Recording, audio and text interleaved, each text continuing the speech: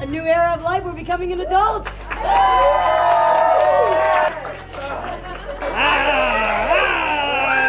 What it is, guys? It's your boy BlastphamousHD, and today we are here to check out a video you guys have sent to me in the DMs of Discord called Why Everyone Hates JoJo Siwa. Now, I've never even heard of this person for the most part. The only thing I know about JoJo Siwa is that apparently she's texting Drake when she's like 14, or was that the different other girl?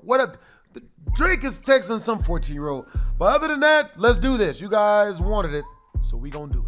One of the biggest challenges of the child star curse is transitioning from their youthful identity to adulthood while still appealing to and respecting their young fan base. JoJo Siwa has recently faced major backlash for her attempted switch from a bright-eyed, smiley, and colorful tween role model to a rebellious, edgy, and provocative pop star. But the animosity towards JoJo is understandable, because this transition is obviously disingenuous. Today, I am going to break down exactly why JoJo Siwa's transition is failing miserably and prove that even she doesn't believe in her new bad girl persona. For Siwa's entire life, she was known as a positive, hardworking, and charismatic dancer who rose to fame through the hit Lifetime reality TV show Dance Moms. JoJo used her youth fame to grow her YouTube channel and social media presence. At nearly 13 years old, Siwa released her hit single Boomerang, an upbeat song that addresses childhood bullying. The song would go on to earn a 2x platinum certification, and the music video has accumulated over 1 billion views. Damn. From there, the 14-year-old signed to Nickelodeon, appearing in children's television shows like Bizarrevark and The Thundermans, as well as various television specials and award shows. She became a modern Nickelodeon superstar, releasing various songs, TV shows, TV movies, and performing sold-out concert tours in stadiums around the world. She even launched her own merchandise line of JoJo's Bows. The lucrative business venture reportedly sold more than 80 million bows from 2016 to 2020, equating to well over $400 million,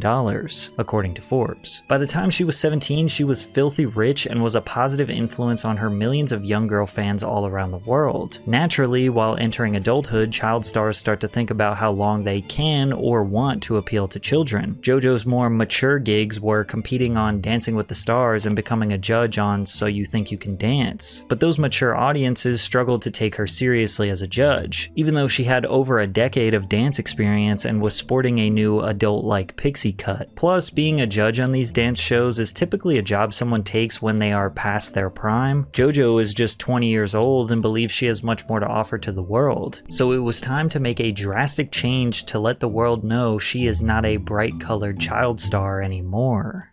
Is that why this bitch was drunk at like Lego World or something? She's at Disneyland getting drunk around Mickey Mouse and the kids. I was like, what the fuck?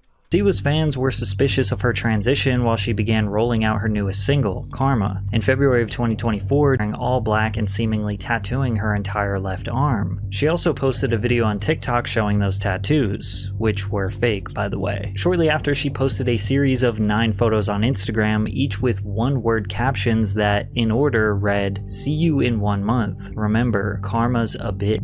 Considering that everything she had ever posted on Instagram was a 4K quality photo of her smiling and wearing bright colors, the grainy, dim-lit photos with one curse word in the caption was actually a drastic change. I think JoJo is in her f***it era. It looks so illegal to see JoJo putting a curse word on her captions. She's in her Miley Cyrus era. I'm torn. My daughter likes rainbows and bows, JoJo, but I'm invested in this f***it JoJo. I want to know what's happening. The following week, she posted this celebratory video with the caption, "My last week being a child star," but the official transition marks when she posted this warning video to TikTok. Warning, the following content is not made for children and may be disturbing or offensive to some viewers, may contain sexual themes, violence, strong language, dramatic scenarios, and flashing lights. Viewer discretion is advised. She would later explain the warning in a video that it was important to me to give that heads up and be like, look, if you follow along, that's all you. If you want to go, now's your time. This was JoJo's way of formally letting the parents of her young fans know that she is not the kid-friendly star anymore. A new era of life, we're becoming an adult.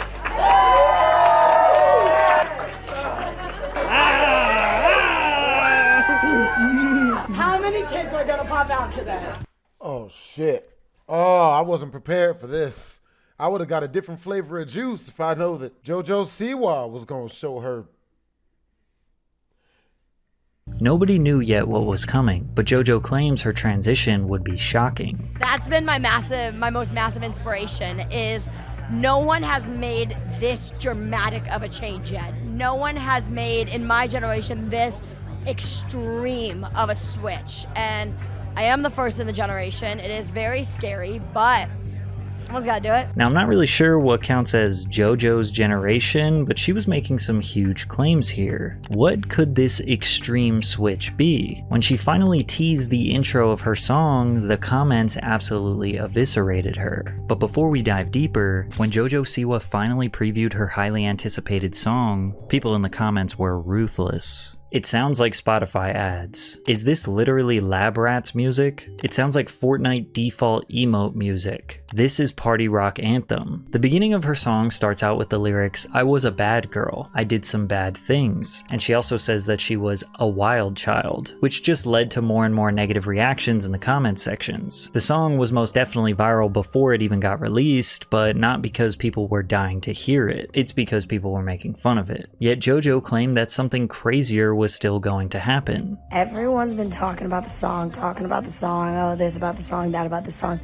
No one's even questioned the music video yet. I'm about to start sharing some things from the music video, and that's where shit gets real crazy. But then when she started sharing the music video snippets, I guess the craziness was supposed to be the sensual. This bitch look like a grown man wrestler. Bro, she look like she here to defend her WWE title than she is to dance provocatively. This isn't turned me on. I have not had, I was about to say I haven't had not one erection this whole video yet, but which is, we gonna edit that out. Hot damn almighty, we gonna edit that out.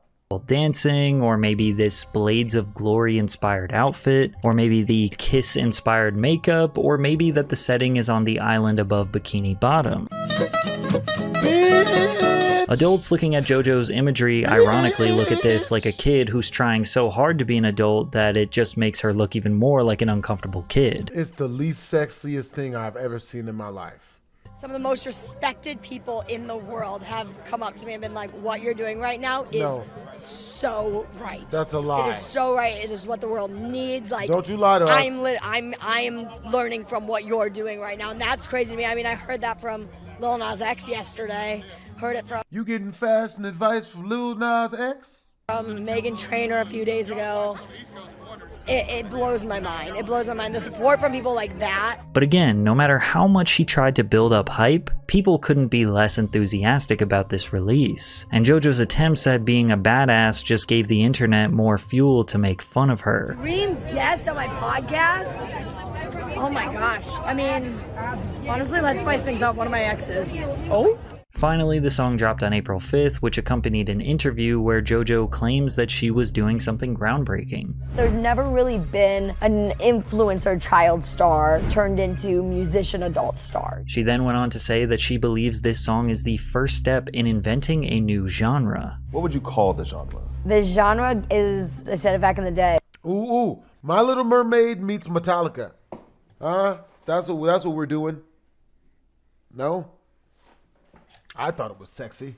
When I first signed with Columbia, I said, I want to start a new genre of music. And they said, what do you mean? And I said, well, it's called gay pop. And they were like... Not only is the child star turned pop star extremely common, but the song she released is structured exactly like any other dancey, chanty, power chord driven pop song reminiscent of the likes of Lady Gaga, Kesha, Carly Rae Jepsen, etc. Less than a week later, she corrected her statement, telling TMZ that she definitely was not the inventor of the style, but rather wanted to be a piece in making it bigger than it already is. Walking back her comments was her first misstep. She hyped up this era like she was doing something generational. She should have just doubled down on her statements and been like, yeah, I invented gay pop, what are y'all gonna do about it? We all agree it's a ludicrous statement, but she already said it, so now you gotta stand on it. Don't be all like, oh no, this is what I actually meant.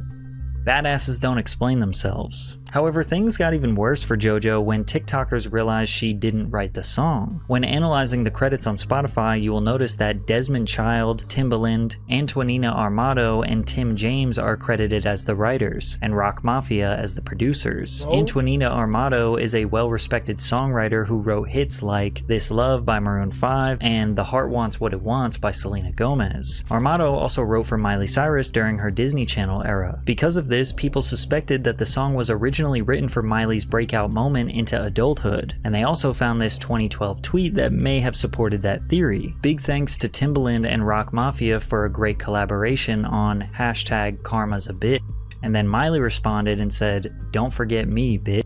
But Miley never released a song called Karma, and we don't even know if she ever recorded a demo for this song. We would later find out that Britt Smith, an artist basically nobody has ever heard of, was actually meant to release Karma back in 2012. Rock Mafia back in the day, it was supposed to be my first single. Things changed and I went with Provocative instead, and shouldn't have done that really. We should have gone with Karma. That was my first choice, but label things got in the way and I kind of was led in that direction, and we went with Provocative, and then I left the industry after that. Britt and JoJo's versions are almost exactly the same. The lyrics are word for word the same, and the structure of the song is nearly one-to-one, but Britt's version is so much more dynamic. It is less power pop driven and feels more like a classic 90s/early 2000s dance banger. Plus, Britt is a better vocal performer. But once this information came to light, TikTok exploded with viral videos claiming JoJo stole this song. The narrative shifted from JoJo is cringe to JoJo is cringe and a thief. The craziest part of this whole situation is that Britt Smith got approval to release her version of the song just 1 week after JoJo released hers. Fans liked Britt's version so much it nearly outstreamed JoJo's, securing 5 million streams and reaching number 6 on Spotify's Viral 50 charts. Britt Smith's version also peaked at number 8 on the US iTunes pop chart, surpassing Siwa's, which peaked at 89 and failed to reach the Billboard Hot 100. Britt Smith literally made a come up off people hating JoJo Siwa. JoJo previewed another unreleased song which was immediately labeled as stolen within hours of playing it for her fans.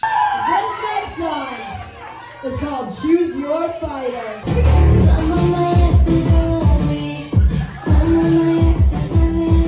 TikTok users immediately remembered a different artist called Emmeline who previewed the exact same song in 2022.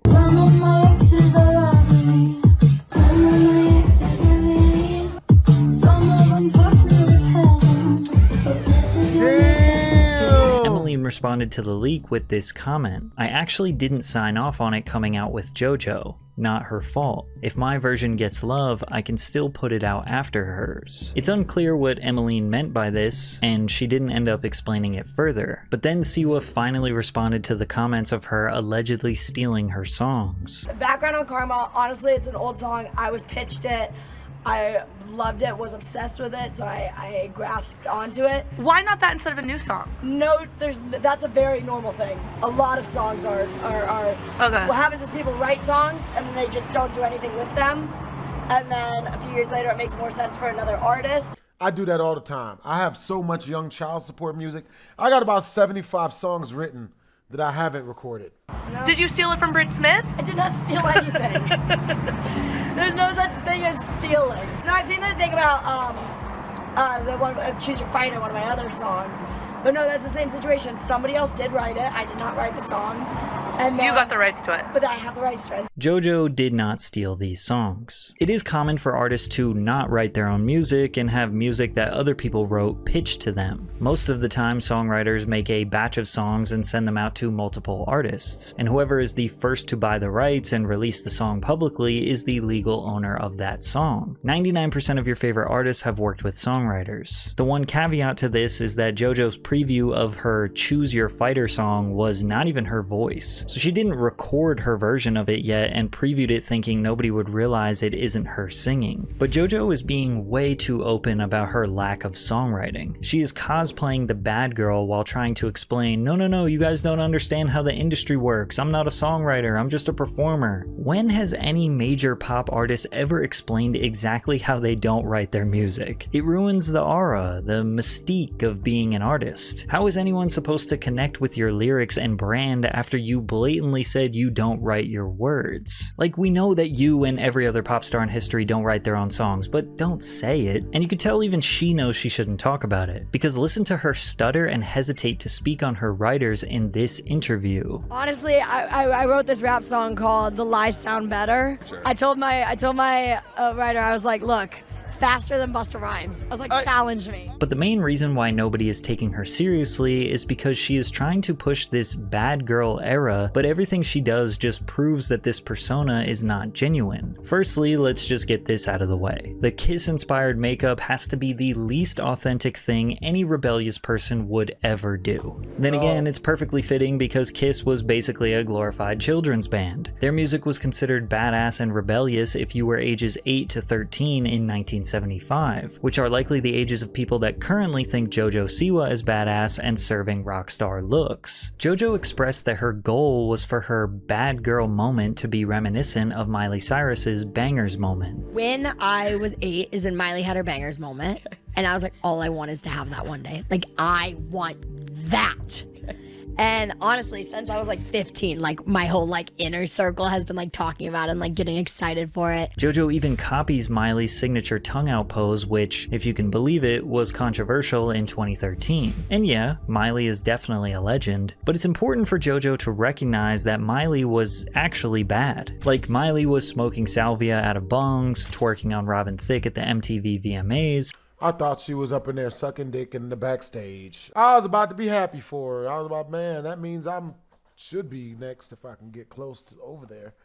But wearing basically no clothing for all her public appearances in 2013, she was taking extreme risks and got so much backlash for it. The fans, the media, and other celebrities called her trashy, a stripper, pathetic, every horrible name to rebuke her antics. And Miley did not care to explain herself nor satisfy anyone. She just kept doing her thing because she felt so trapped behind the child star brand for years. Miley constantly detailed in interviews how she resented the Hannah Montana character. She hated wearing the wig. She hated doing the press. She felt like a fraud to her young fan base. Miley was trying to do whatever she could to escape the Disney image, even if it meant losing her young fans and the financial benefits that came with it. She even had a multi-million-dollar merchandising deal with Walmart in the works that she lost due to her antics, and she did not care. You could say in hindsight that what she was doing was trashy, but it was at least authentic. It seems like JoJo is talking up this transition more than fully diving in. Even the tattoos on her arm were fake. Well, most of them were. Just furthering the idea that she is half committed. She seems half committed because maybe she doesn't want to lose all her previous fans that made her a multi-millionaire. Remember, she sold $400 million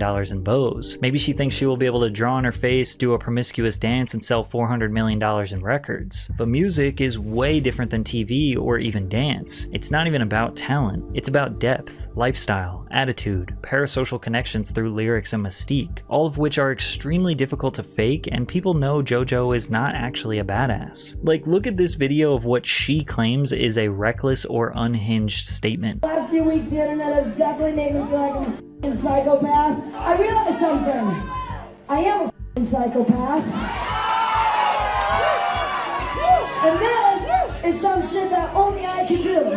She really thinks calling herself a psychopath is some rock star shit. She already refers to her music video as iconic. JoJo seems to lack the understanding that she doesn't get to declare herself as badass and iconic. Other people have to do that for her. It's like declaring yourself a legend or putting yourself in the Hall of Fame. You don't get to do that. Other people determine your public perception. It's like she wants the credit before ever putting in the work. Plus, she has the money, time, and resources to actually put in the work. Put in the 10,000 hours to grow and change into the artist that she claims she can be. Like I said, I will never ever claim to be a singer. Yeah. But I will claim to be an artist. Okay. I am giving the world art, and they might not like it, they might hate it, but they're enjoying it. And it's become a bit of a guilty pleasure for everyone. But she likely has agents, managers, and yes men saying, no, you can do this. You can be whatever you want. Yeah, wrap your Lamborghini Urus with PNG cutouts of your face. That's what all 20-year-olds wish they could do. But easily the one thing she did that diminished all her credibility during this transition is straight up admit that she was never bad. I got pitched this song, Karma. And the first word is, I was a bad girl. And I was like, oh, it's a good song. I was like, but I can't say that. I can't say I'm a bad girl. I'm not. I was 18, fresh off of my Dream the Tour.